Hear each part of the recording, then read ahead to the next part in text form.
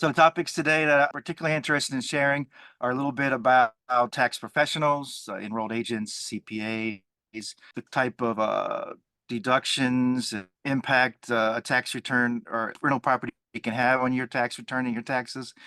Also, we're going to spend some time on depreciation, depreciation recapture. We'll talk a little bit about the tax implications of different. I think a lot of times there's confusion in that area. Definitely. So could you maybe lead us off, Jerry, with just explaining to us what is an enrolled agent exactly? So many people have not heard of an enrolled agent before until they hear one, which I guess makes sense. But there's only about, last I checked, there were only about 70,000 of us in the US. CPAs make up about, I think, 350,000 or so individuals in the country. So enrolled agents are a smaller portion of the potential tax professional, base you would employ. An enrolled agent is credentialed by the IRS. Specifically, there's a three-part exam we have to take to and pass, obviously, to become an enrolled agent. They also do some background checks, fingerprinting, that type of thing, to make sure you're the type of person that someone might want to have do their taxes. And there's continued education requirements to maintain that enrolled agent status. So we have to do that take classes every year, keep our knowledge up to par. But the big thing about an enrolled agent, as opposed to another tax professional you might engage, is an enrolled agent can represent taxpayers before the IRS. Not all tax professionals have full representation rights before the IRS. Enrolled agents do. Typically, we won't represent you in court, though. The three types of tax professionals that would typically represent you before the IRS with full representation rights are enrolled agents, CPAs, and tax attorneys. So if I am looking for a tax professional, what is the difference between a CPA and an enrolled agent? Well, the biggest difference is, to me, is where they get their credentials from. So the enrolled agent gets it from the IRS, whereas CPA is a state licensing certification or credential. So that doesn't necessarily mean the CPA is lesser or that the enrolled agent is lesser. CPA does have typically in most states more difficult bars or requirements to pass to become a CPA. So they do have examination typically. Often they require college education. In some cases, you may have to have a master's degree, and their continuing education requirements for most states are higher or more classes required for continuing education. Part of that is likely because CPAs do a lot more besides taxes. And in fact, a lot of the CPAs you might find don't even touch income taxes at all, or maybe they do business taxes, but they don't do personal, individual taxes. So the enrolled agent typically, rarely will you find an enrolled agent who works outside of the tax industry. So Usually you it's very specialize in specific. taxes. Typically they specialize in taxes. I haven't met one. I mean, I met ones that have been enrolled agents and then they moved on to something else, but I haven't met one that's actually active as an enrolled agent who does anything, who doesn't do taxes. Very cool. At a federal level. So like for fellow military and others who are worried about federal, like you guys are perfect then. We definitely are a perfect fit for dealing with federal taxes, but as well as state taxes. Pretty much, actually, definitely all the states permit enrolled agents to represent before their tax authorities. So in some cases, some states require special credentials or courses, certifications for a tax professional who is not an enrolled agent, a CPA, or a tax attorney to be prepared taxes. So New York's an example of that. If you're not an enrolled agent, CPA, or tax attorney, you might need to get a special ID number for doing tax prep there, and you have continued education requirements that you might not otherwise have in order to do the tax preparation for New York. California is similar, Oregon's similar, and I think there's a couple of other states. They keep adding. Slowly, more and more states are requiring more certifications or credentials or training to do tax prep. Certainly, tax planning and advice is kind of within that too. So if you're a landlord, how do you think an enrolled agent professional, how do you think an enrolled agent would better a landlord's business? Like what would you do when you partner with a landlord as an enrolled agent? Well, the biggest thing is we want to get their taxes right first, and most people are concerned about their is typically to make sure they can take all the valid deductions that they can. But there's more to it than that. You want to plan ahead, and most enrolled agents, there are some enrolled agents that are very focused just on the tax prep, I have to admit. But in general, most of us will look at the tax planning, tax advising element too. So, in my practice, I do provide some tax planning and tax advising, but that's important for the landlords because tax laws change. We're going to talk about, I think, depreciation later on and depreciation recapture. So planning ahead for some of those things makes a lot of sense. But even how you handle certain expenses and deductions, part of those choices is tax planning and tax advice. In theory, an enrolled agent should have the knowledge, at least, to help you navigate those. Ideally, the experience as well. So enrolled agents tend to be individuals with more experience than someone, doing the taxes the first year. That's not always the case. So when you are shopping around for an enrolled agent, you want to have a good idea what their background is, their experience level, not just the fact that they're an enrolled agent. And the same goes for CPAs. All of that, would you say that landlords should or shouldn't prepare their own taxes quickly, like for a quick, Like why or why not? yeah. So the answer is a big depends, like many tax questions and financial questions. So here's my take on this, and you can, you can make your own choice, obviously. But in my view, for any tax situation, not just the landlord taxes, but particularly landlord taxes, is if you're going to do your own tax prep, you should not be relying just on the software. And I also wouldn't rely just on any tax pro assist for that for a number of reasons. One, just relying on the software. I've heard that line a few times from new clients who have been doing it themselves and who have mistakes. So that'd be one indicator that you shouldn't just follow software. Another is I just know that it doesn't have all the information you need. So I've actually written an article on this, but an example would be, I know there's one popular tax software where the fine print, you should not depreciate land, is in there, but it's like the third or fourth sentence in fine print. So you may or may not pick that up when you're just following the software. There's other examples more extreme where they just don't say, like, for example, determinant basis, they say, well, what would, to enter your cost basis. Well, what is that cost Just for basis? Doesn't fun, really explain it. what is the biggest Okay. fun you've gotten a new client when they went from you from a tax software? Just off the top of your head. Oh, the biggest refund change? Mm-hmm. It's got to, we're correct, going back and correcting things. I'd say it's around 20K. Wow. And what was the reason? It- Like what was the It's almost always appreciation errors. okay. I mean, that's the number one driver almost in most cases for landlords. Okay. Okay.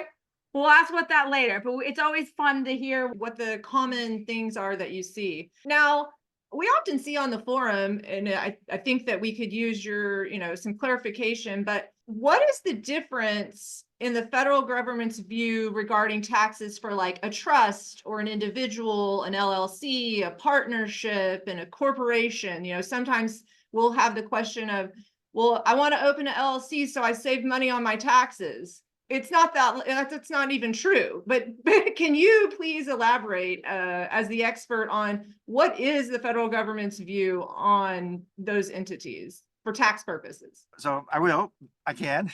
I should have done this disclaimer earlier. Is a lot of my discussions are going to be from a general point of view. There can be exceptions out there. So we should try to keep that in mind when we're talking about taxes. As far as trust, big sure, most people look at two different types of trust, a revocable and irrevocable trust. And the legalities of it, it's outside the tax world. I'm not, I wouldn't call myself an expert. I certainly wouldn't advise on. But a revocable trust in almost every case, most cases, 90 some percent, 99% of cases, is going to basically be disregarded from a tax perspective.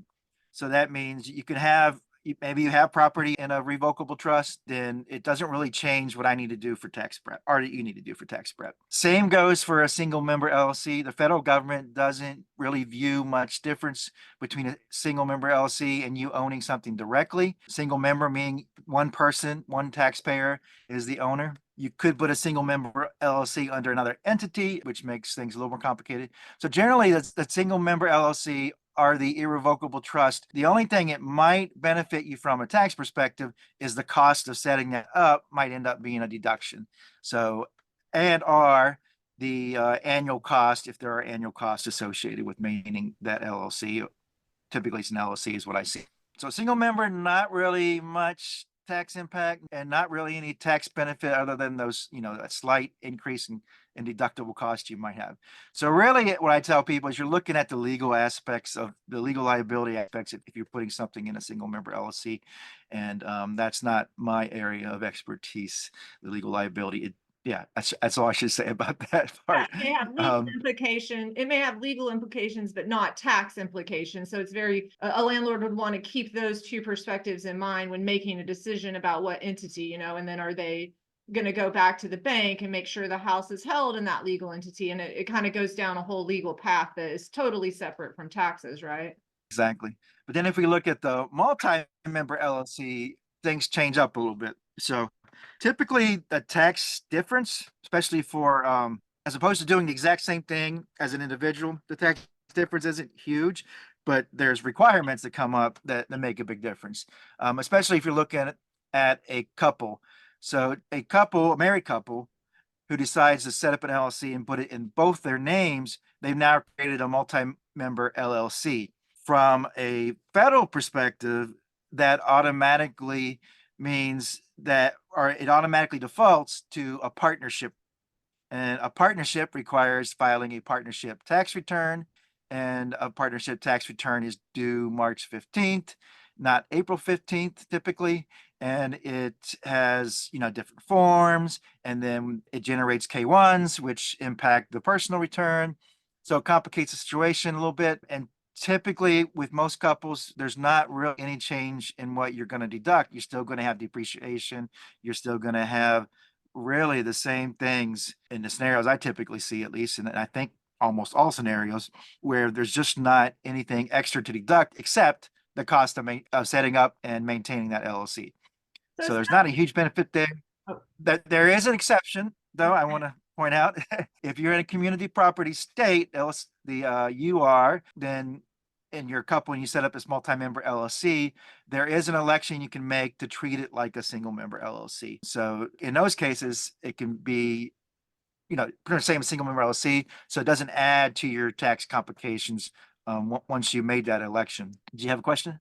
Oh, I was just going to say, so it sounds like when a landlord is considering what entity to hold their property, there are some tax implications, but maybe more legal implications that they need to probably consider, unless it's a multi-member LLC, like you were saying, that has additional tax requirements during the year.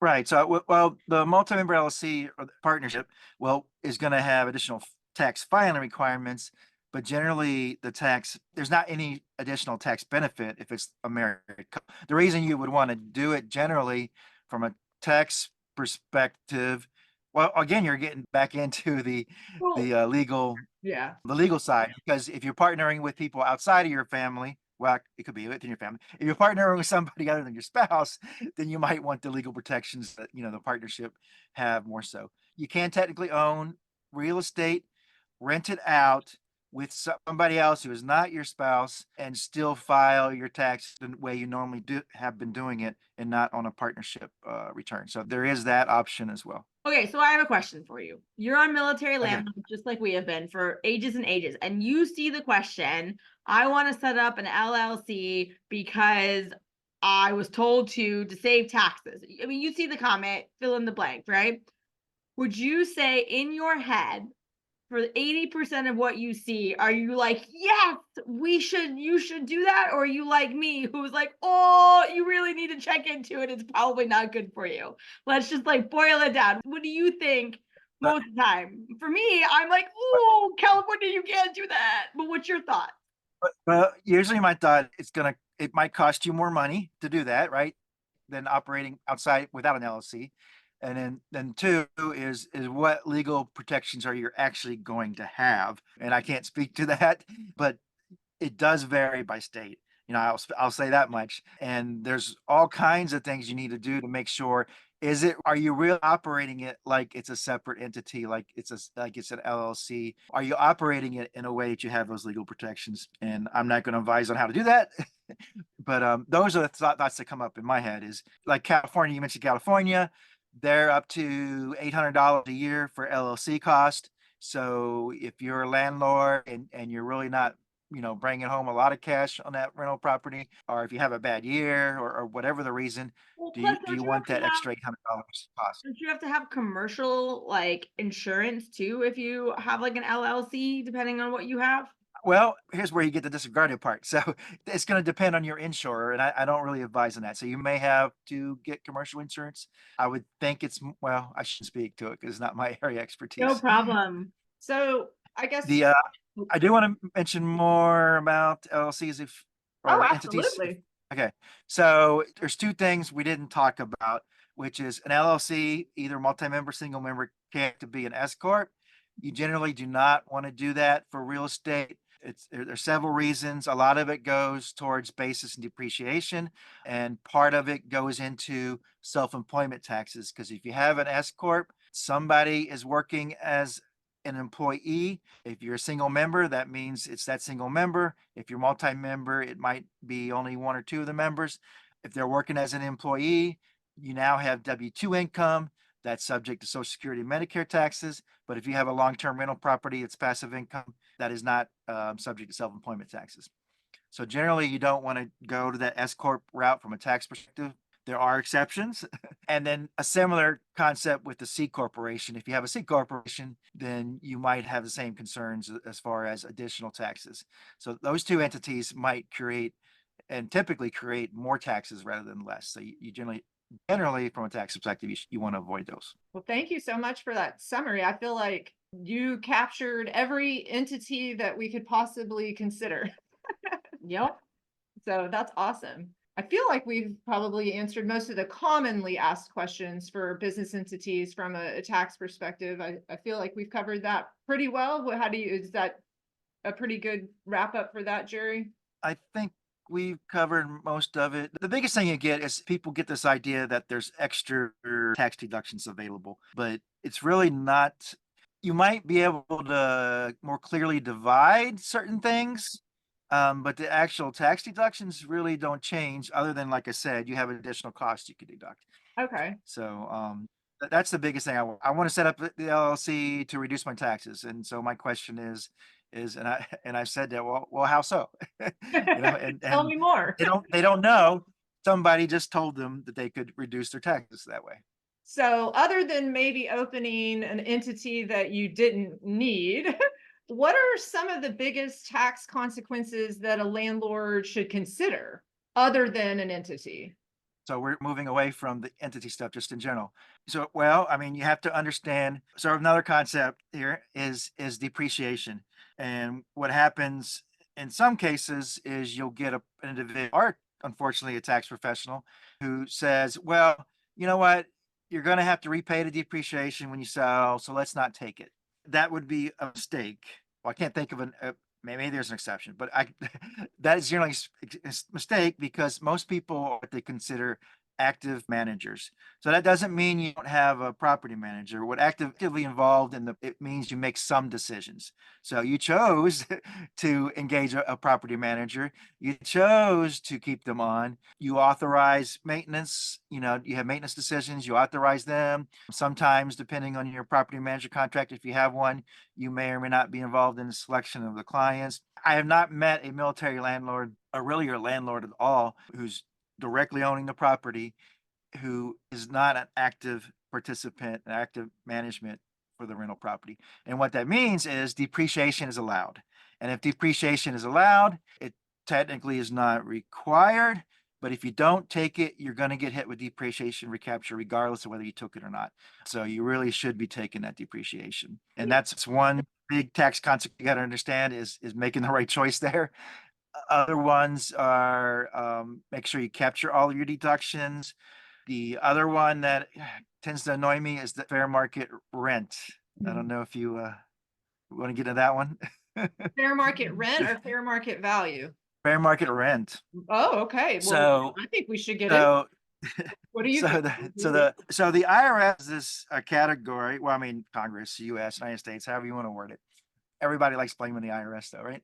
So the IRS has this category of renting, which is called renting not for profit. So there's different indicators of that.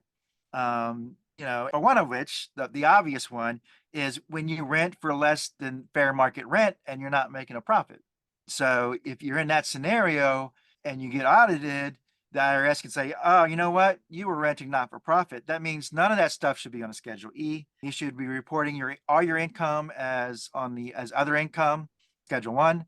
And then the only thing you can deduct is the stuff that you could deduct on a Schedule A as a secondary home, which means either very little or nothing at all for most taxpayers.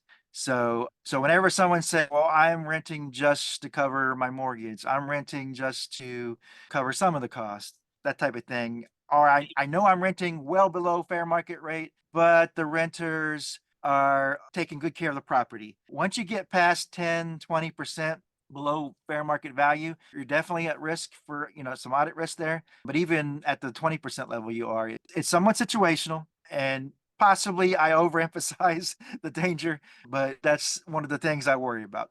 So if they do look at it and it turns out they decide you're renting not for profit, that could be a big problem for you. So that's something that a landlord should take into consideration when they're looking at their market and deciding how to list their home, what price to list their home at. That actually has tax implications. Well, and renewals. Like everybody's like, oh, I don't want to renew on a great tenant. Well, if you don't renew on a great tenant, you could lose hugely on your taxes. Well, you can it impacts your margins, right? You probably have costs that went up, but yeah, in theory, you could get audited and they could reverse what you've been doing, or you can get a tax professional like me who's a little bit anal retentive, and I'll be like, no, we can't claim that as a rental, a Schedule E rental property. Now this gets looked at closer when you're renting the relatives. Okay. So that's the other area. If you're renting relatives, that's a particular concern. You really want to look at what you're charging relatives versus what the fair market rent is. And so when you're talking, we talked a little bit about, with the fair market rent, a landlord might want to consider that when listing their home or deciding on their rental price. What should landlords do maybe to protect themselves from some of these tax considerations? Like obviously they should have a tax professional or be read up on, the current publications, but is there any advice you would give to landlords to kind of avoid getting into these pickles? Well, oh, you know what? We never covered the do-it-yourself. We kind of got sidetracked on the do-it-yourself tax thing. So if you are doing it yourself, you need to be looking at the publications and instructions, not just following the software. And I don't know how we got off track there, but I'm going to reverse a little bit. I think it's okay to do it yourself if you're going to do the diligence required to make sure it's right. So that means at an absolute minimum, looking at the publications and instructions. But I'll tell you, I don't rely just on the publications and instructions. I'm also looking at the tax code. I'm looking at federal regulations, looking at potentially court cases and other things. So sometimes it's not as simple as following the instructions and publications for the IRS. So it's really difficult to be fully 100% diligent on your own and making sure you refer to everything you need to refer to. Can some individuals do that? I say yes. I like to think I did that before I got into the tax world. I do have a couple of my own rental properties, but most people really aren't that diligent that they're going to make sure that they get everything right. So that's one thing you can do. It's also good to have some familiarity, even if you do have a tax professional that you've employed or engaged. The other big thing, it's all about record keeping, right? So you need to keep good records, keep the invoices and I will tell you, credit card statements, bank statements alone, IRS have disallowed those in rulings in court cases, and they've won court cases saying we're not going to count your credit card statement as adequate proof. We need receipts and invoices.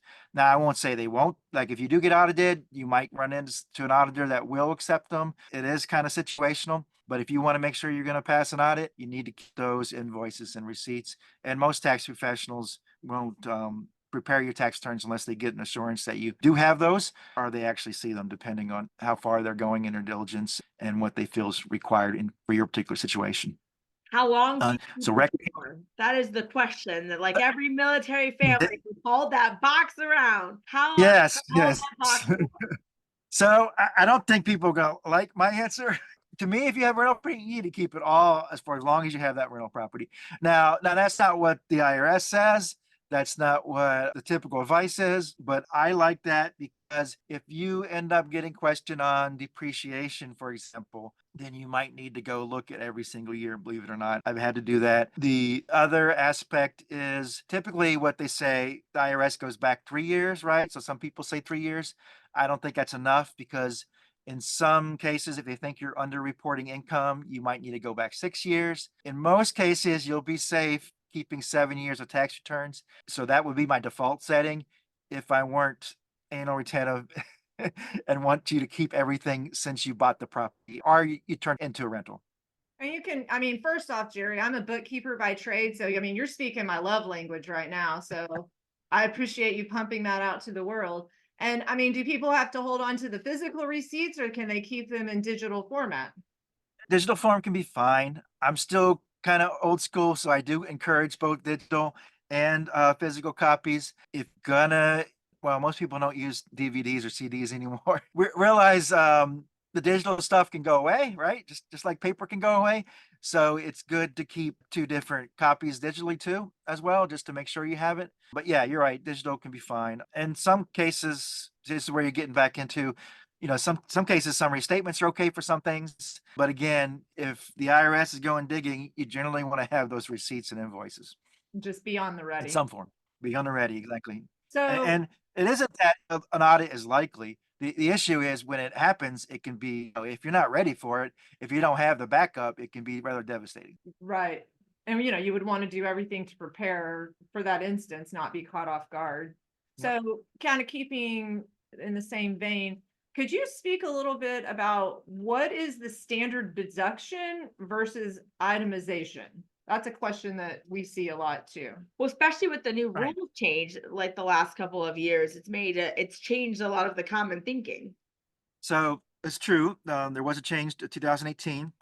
Under current law, that expires at the end of 2025. That changed.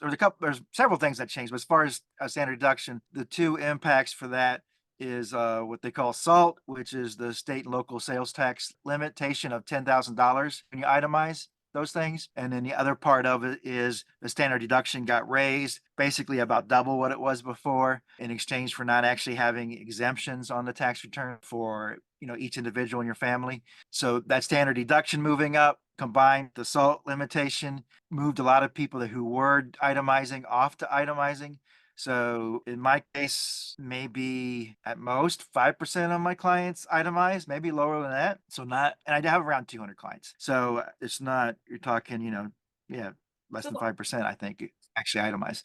And the reason is you either take the standard deduction or you itemize. So you need to get the things that you can itemize big enough that it's bigger than the standard deduction to be helpful. There is a difference between state itemizing and federal itemizing. There are some scenarios where you're able to get a good benefit on a state tax return by itemizing, then maybe you want to go ahead and itemize on federal, even though it doesn't help you on the federal. Or some states will let you itemize on their state return, even though you're not itemizing on federal. So it gets complicated.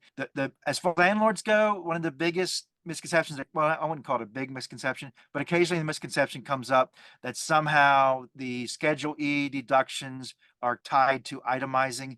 These are two, I mean, I guess you can call it itemizing on a Schedule C, but when people talk about itemized deductions, Schedule A, that's different than what you would do on a Schedule E. So, quick question, very general. Okay. Of those 5% of your 200 clients that itemize, is there one specific thing that makes them be part of that? Like they own a house in San Diego, they like something very general, obviously, but something that would be like good for our audience to be like, oh, maybe I would want to talk to Jerry about itemizing because I also have X, Y, or Z. The two things, and they were actually true before, for the most part, is owning a big property or a property with a big mortgage, I guess we should say, and that can be San Diego, California, and quite often is, that you're paying a lot of interest on. So I expect with people buying homes, higher interest rates, technically there'll be a few more itemizers because of that. So typically it's mortgage interest and charitable contributions. So So if you're our giving a lot of charitable contributions, So our that'll push you automatically out. And sold right now, who has 7 to 8% interest rates and a high cost of living, they 100% should come see you because it sounds like the interest rate is directly correlated to their desirability to itemize. For the most part, yeah. Now there's limits.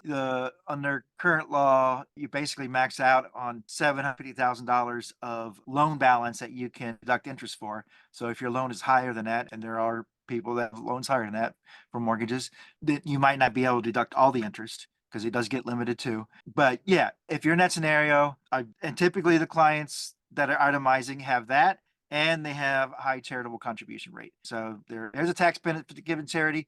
I will say, if your reason to give to charity should be because you want to give to charities, not because you want to reduce taxes. Because if you give $100 to charity, your tax savings is going to be, if you're in the 22% bracket, is going to be $22 out of that $100. So it's not like the taxes are paying, your tax savings is paying for that. But I highly encourage charitable contributions, but not just because of taxes. $22 to trade for 100 doesn't make sense. For most people. So that leads me into my next questions. How do interest rates affect landlord taxes? We just talked about how it might help. Well, help is a strong word, make you itemize versus standard. What other ways does it help? To clarify, if you're itemizing the interest on a Schedule A, it's not helping your landlord taxes per se. I mean, it's helping your taxes.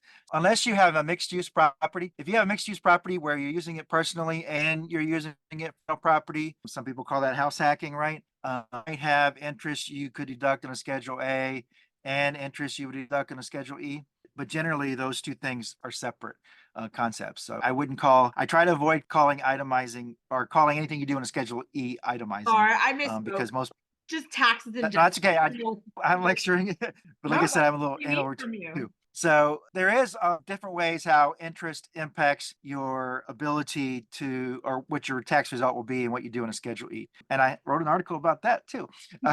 So generally speaking, if you're paying interest for a loan that you use to purchase rental property, do improvements on rental property, you're going to be able to deduct that interest. That's the easy part. Schedule E, you can deduct out. So if you have a $2 million house that you rent and you pay, I don't know, $100,000 of interest for the year, then the whole thing will be deductible.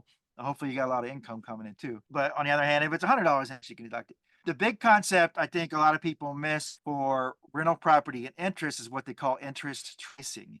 So a common strategy is to borrow primary home, maybe a HELOC, and then go buy a rental property, or to get a HELOC or borrow or refinance your rental property and use funds from there to your new property. The tax code for Schedule E for interest, actually for Schedule A too, they don't care so much the Schedule A does a little bit. For Schedule E rental property, they don't care what the collateral is. What they care about is the use of the funds for which you're paying interest on. So if you have one rental property A and you borrow $50,000 so that you can buy rental property B, rental property B is the one that's deducting that interest, not rental property A, even though you're probably paying it off on the funds from that or something. Where that becomes important, particularly because if you've got 3 properties on a Schedule E, the net amount, usually it doesn't make a difference, whether it's under one property or another. But where it can make a difference is state tax returns, because that could turn one property into one state, the one you borrowed money from, into a income producing property that's taxable under that state, and it could turn the income into the other state into being a loss possibly, or lower taxes. So I don't know if I said it in a way that makes sounds like sense. it will have very strong implications if your landlord has properties in multiple states and decides to pull like a HELOC or something from one and attribute it to a different state. They might find themselves in a little bit of a situation that they maybe didn't intend. Right. It could basically cause a taxable income when they weren't thinking they would have taxable income. Yeah. So that's an area where somebody with some expertise in tax prep and planning for the rental property can help individuals out a little bit. And in most cases, military landlords, it doesn't make a huge difference, a few $1,000s of taxable income in one state versus another, but the dollars can add up. And then, the people with more properties and more higher income producing properties, that can make a bigger difference. So it's really situational. I didn't think about, I know there's something else off the top, but I can't remember it off the top of my head regarding interest. Well, and that sounds like to me, that's taxes.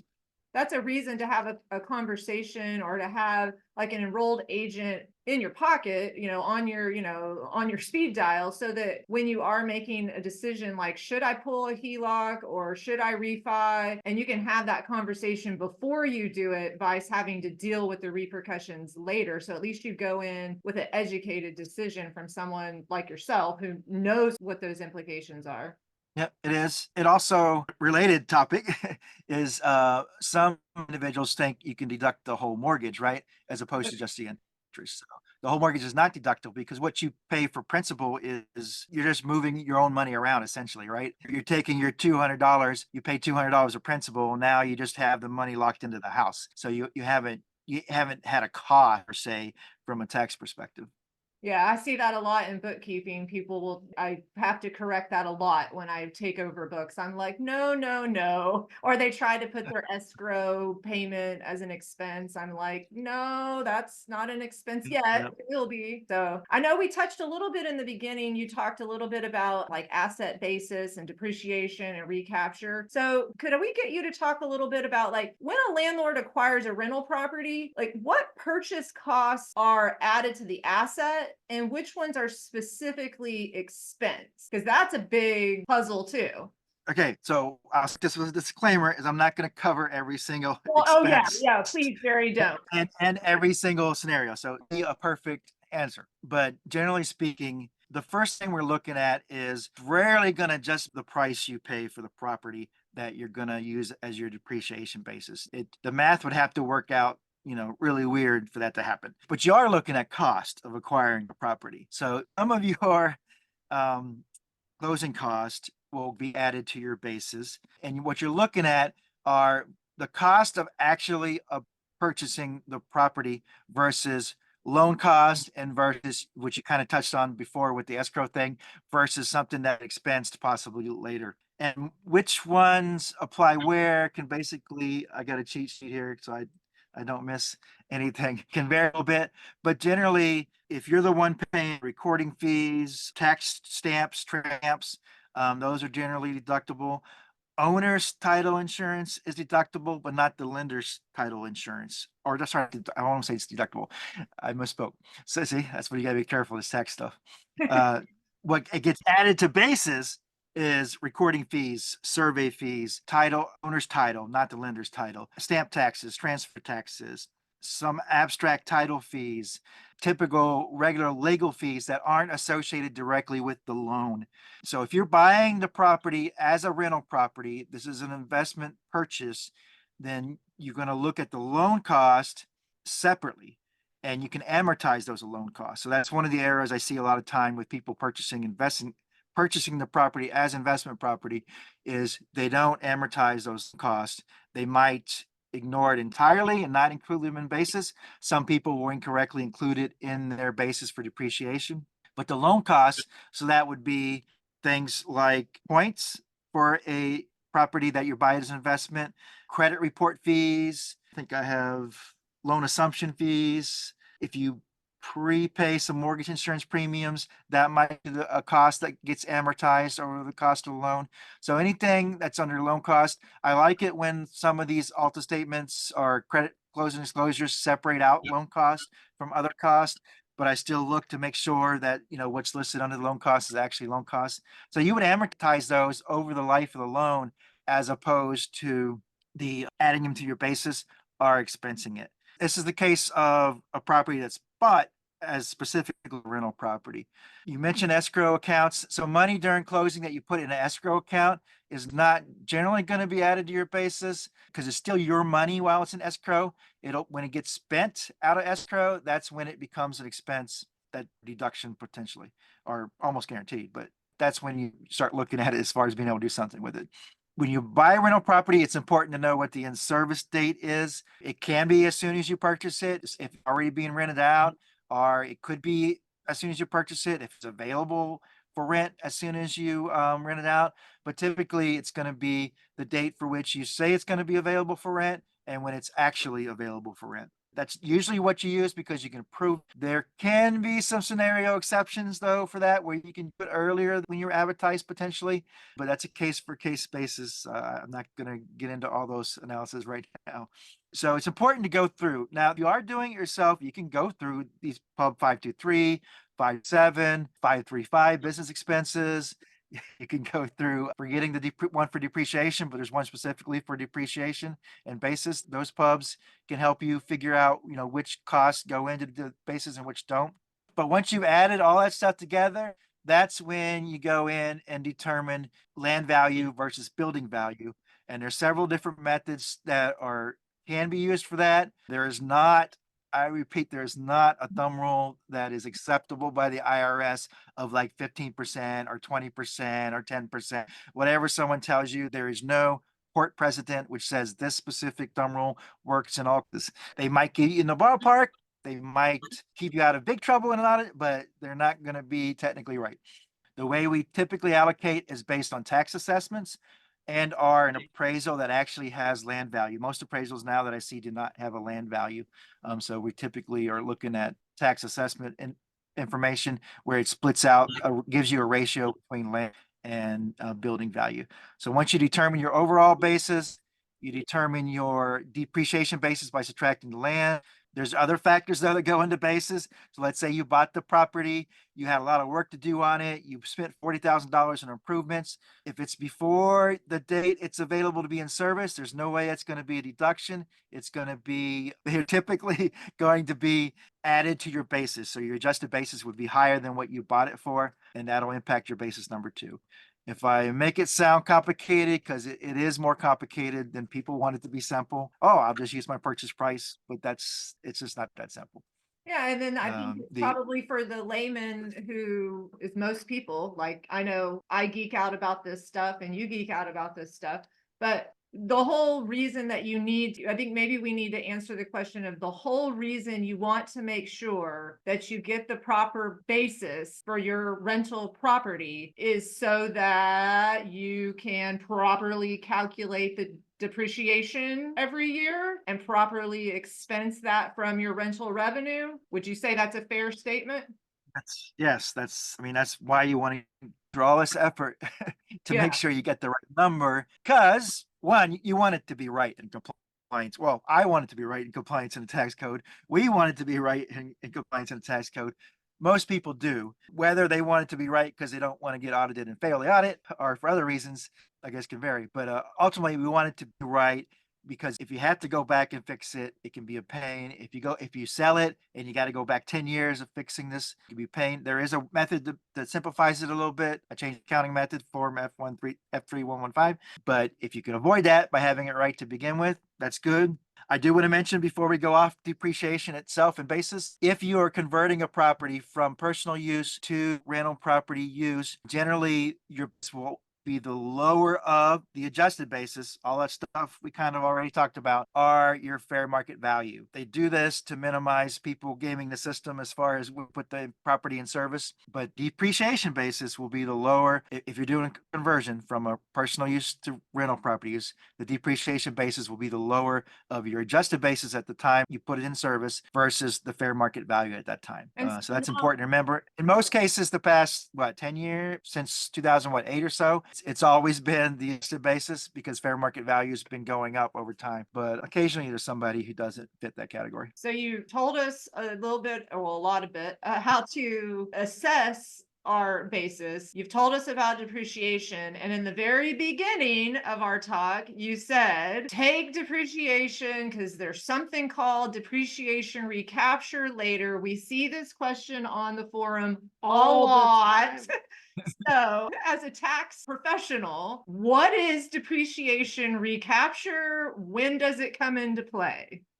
The short answer on what it is all the benefit you got or we're supposed to get for depreciation before when you sell the property, they want you to pay it back. They really want you to pay it back. So that's the short answer. A lot of people look at depreciation recapture as being in addition to capital gain taxes.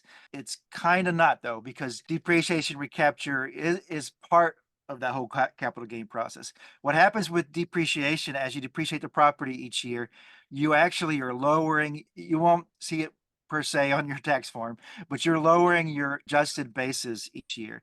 So let's say your initial depreciation basis was $100,000. See, it's easy to get off, on the terminology.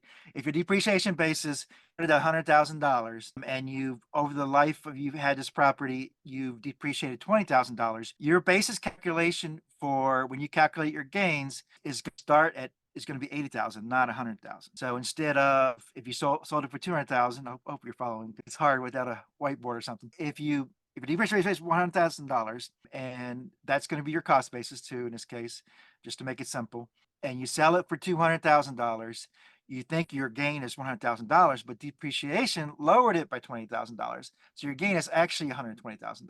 But $20,000 was due to depreciation, so it gets taxed at a different rate. That depreciation gets taxed at your ordinary income tax rate up to 25%. Most people most of my clients pay a capital gains tax rate of 15%. So if you're 22% bracket, if your depreciation recapture gets taxed at 22%, your capital gains gets taxed at 15%. So that difference is really important for many of us because we'd rather pay that capital gains. But that depreciation recapture is going to happen even if your capital gains gets excluded, which is definitely another big topic. Even if the capital gain gets excluded per section 121, that same section of the tax code says depreciation recapture still applies. So as long as you have enough gain to cover the depreciation recapture, you have to pay back all the depreciation recapture. I do get in situations where someone doesn't have to pay the full depreciation recapture back. That'll be in situations where their total gain is actually less than the depreciation recapture, so they only pay back a portion. Or if it's a complete loss, a genuine loss, then they don't have to pay the depreciation recapture. But in 95% of the cases, depreciation recapture is going to be repaid, even if your capital gains is excluded. You give us You can defer. Go ahead. Can you give us a quick discussion of how a 1031 impacts depreciation? Because we see that also a lot on the boards. I'm just moving into that. Oh, sorry. Oh, go, Jerry. Sorry, Jerry. Perfect. You're Perfect. a agent and a mind reader.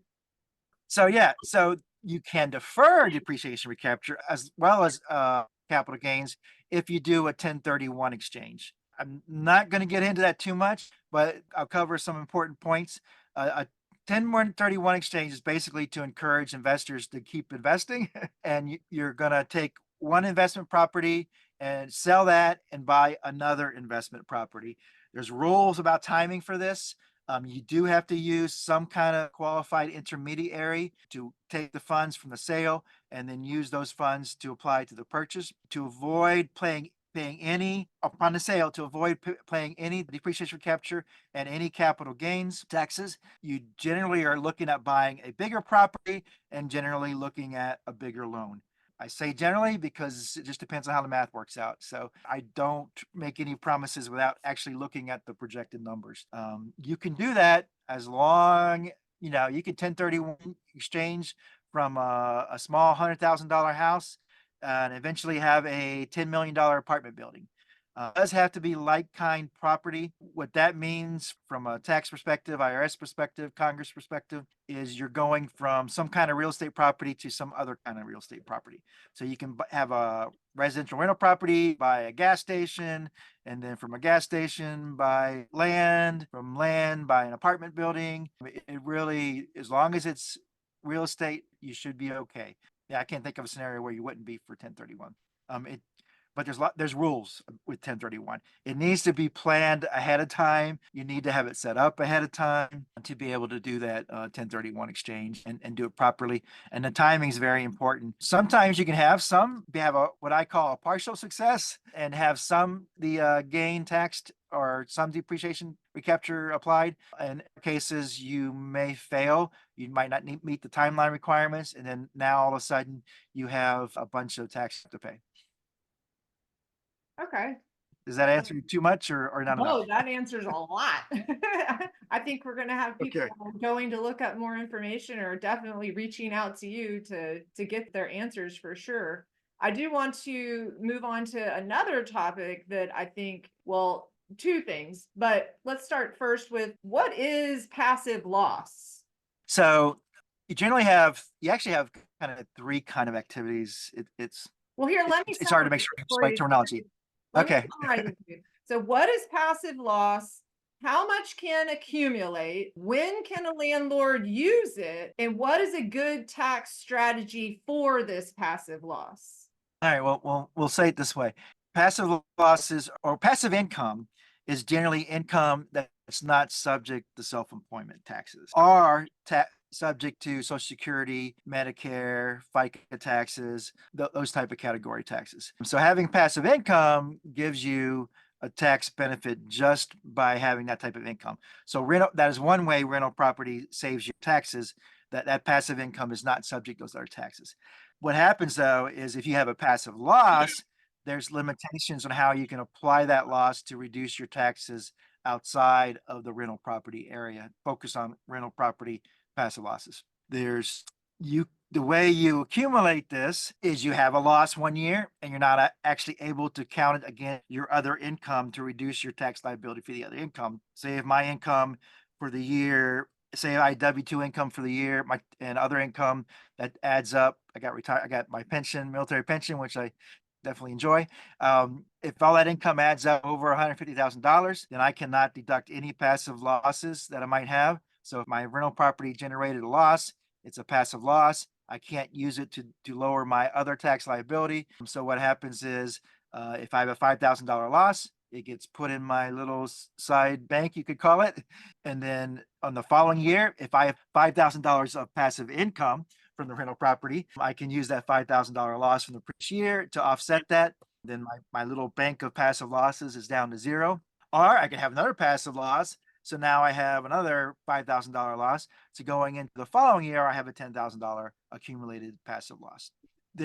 Now, if you are making under $1,000 a year, adjusted gross income, basically, then you can deduct your passive losses such that they will offset your other income and reduce your overall tax liability. But that is called a special allowance. That special allowance is limited to $25,000 and it phases out between $100,000 and $150,000. A lot of military landlords are able to deduct some or all of their passive losses because of that special allowance and because a lot of their income's not taxable income, right? The BAH, BAS, sometimes you might have other allowances, you might be in the tax-free zone. So a lot of cases, military landlords can deduct passive losses. In some cases, they cannot. So you start building up that passive loss. Let's say you have 3 rental properties. This is where tax planning comes in. Let's say you have 3 rental properties. One has a passive loss, one has a passive gain. If they're in the same state, or at the federal, doesn't matter. With the federal level, if you have a passive loss versus one and a passive income on the other, they can offset each other. And so you either have a net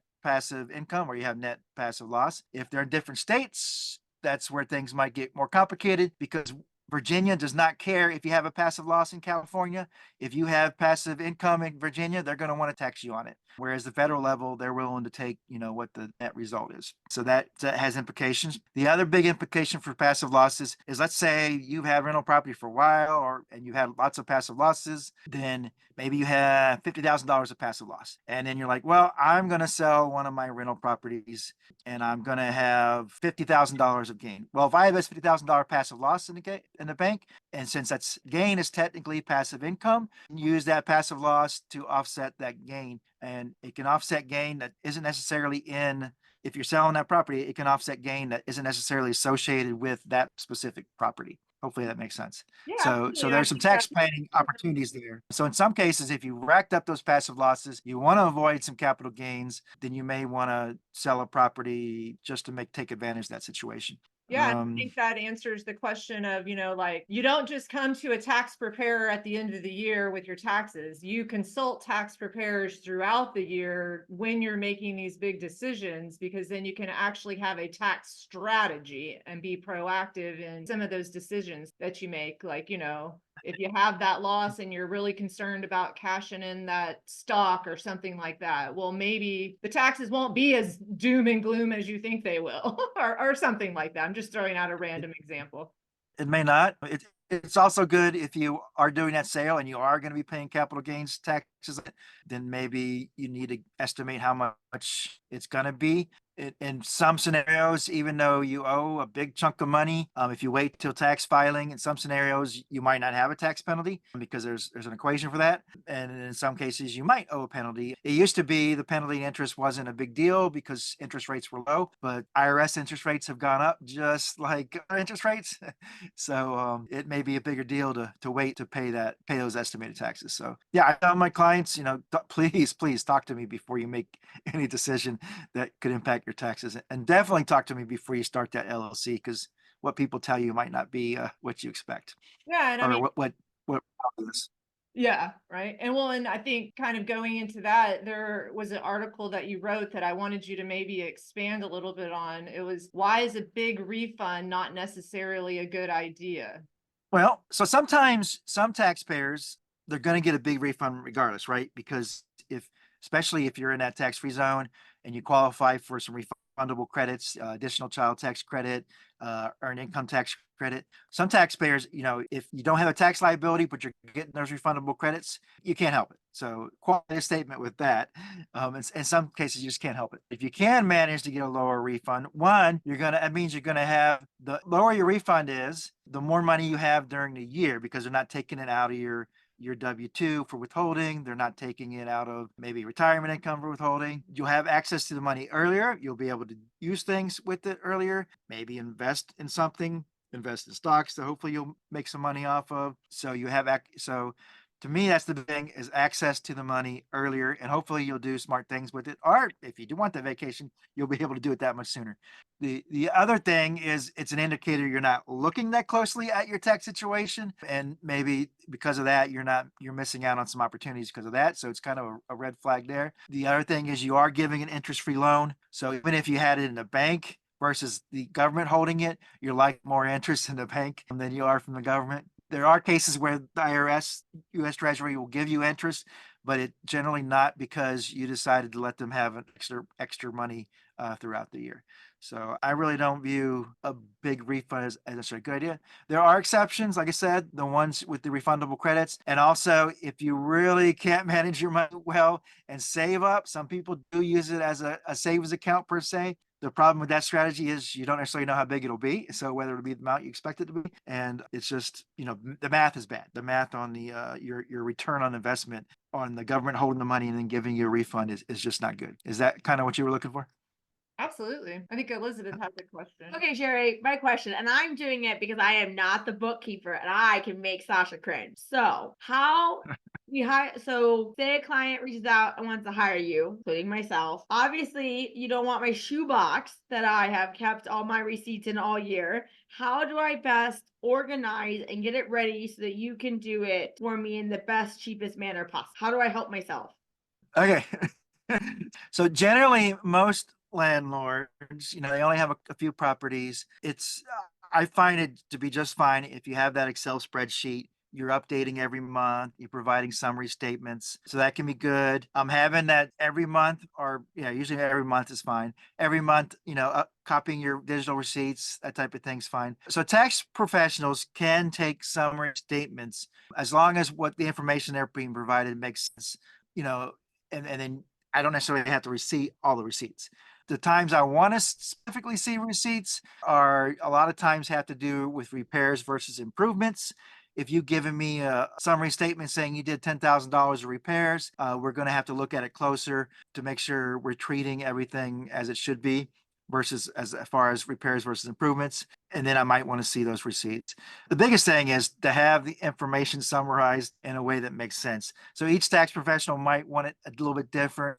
Me, for example, if I don't need to see every month of utilities, every bill for utilities, if you're paying utilities as landlord, but I do want the summary statement to differentiate things like electric and gas for the year, and the total's fine. Now, if you live in Florida and you say you have a natural gas bill of $3 a year, I'm going to question that and maybe ask for receipts. But if you say you have I don't know, what would be a Florida electric bill, $5,000 plus a year, I might not question it if you have the tenant might have the AC set kind of low. So we look for the summary statements, we look for things out of place that don't fit the mold. But if you can use a tax or a software that helps you allocate your spending and your income too in a manner that makes sense, that can be good. A lot of my clients do use Stessa. I'm not trying to promote anything specific, but things like that can help clients. I have a few landlord clients that use QuickBooks, not many. I think that's primarily because the cost and then the learning curve there. I think I have one that uses Wave. So accounting software can help. It generally lets you look closer at the entries, make sure nothing's getting miscategorized, type of thing. So, but if you want to minimize work effort and thus what I might charge you, having summary statements and providing receipts on the thing, I'm going to want receipts on. But don't mail you a Appliance. shoebox. Not that I've ever done that. But do you not don't. mail. If you mail a shoebox, that will maximize the price I would charge. Yes. I thought you So- did like that. I just had So- a CPA reach out to me as a bookkeeper with one of his clients, and he said he needs a bookkeeper before he gets to me for tax preparation. So Right. So I think it's just important to point out that a landlord needs to be engaged in their financial situation, like keeping track and knowing if something seems off, and I think that's also important for just managing your properties, right? Like if you think that electric bill seems high or the water bill seems high, well, it may be an indicator, that financial situation may be an indicator that there's something wrong at your property too. So if you're just like have blinders onto your financial situation, it's going to be worse than just at tax time, right? That's true. That's true. I mean, the water bill is the classic, right? Yep, yep. You We got a all water know leak. those You stories. got the water leak you're not aware of. Yeah. So for some of our, like we have landlords that are not military landlords. So we have landlords that run the gamut. But for our military landlords, and maybe not, I just wanted to have you tell us just a little bit about what is Military Tax Expert Alliance. So that's a nonprofit group of professionals. So the actual alliance is a nonprofit professional association. So we're not, well, ideally, eventually we will do some charitable stuff, but we're not there yet. So we got together and started that last year. So it kind of came together. If someone notices my Facebook activity, you'll see that trying to help people, for free there. And I figured out I can't help everybody through Facebook by myself.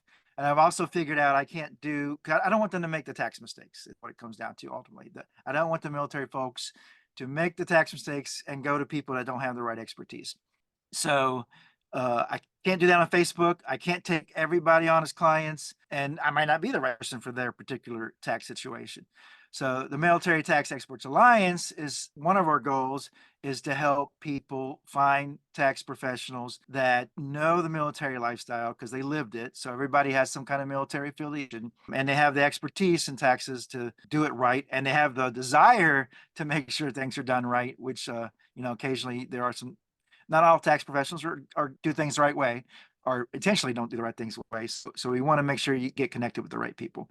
So that's part of the association's purpose. Another purpose is it really is a great, just like bookkeeping, as we might know, it is really a great career path for military specifically, who are subject to being to moving occasionally, like maybe every 2 years or sometimes even more frequently.